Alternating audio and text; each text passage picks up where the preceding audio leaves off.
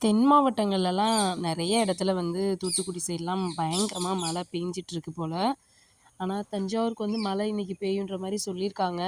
எல்லாருமே அவங்கவங்க வந்து தேவையானது எல்லாமே வாங்கி வச்சுக்கோங்க. மழை டைம்ல வந்து வெளியில எங்கேயும் போகாம, கொஞ்சம் நமக்கு தேவையான திங்ஸ் நமக்கு பால் பாக்கெட்டு, அப்புறம் வந்து மெழுகுவர்த்தி, தீப்பெட்டி, அப்புறம் சார்ஜ் எல்லாத்துலேயும் வந்து சார்ஜ் போட்டு வச்சுக்கோங்க. சார்ஜ் லைட்ஸு, ஃபோன்ஸுக்கும் சரி, அடிஷ்னலா பவர் பேங்க் வச்சுருந்தாலும் எல்லாமே சார்ஜ் போட்டு ரெடியா வச்சுக்கோங்க.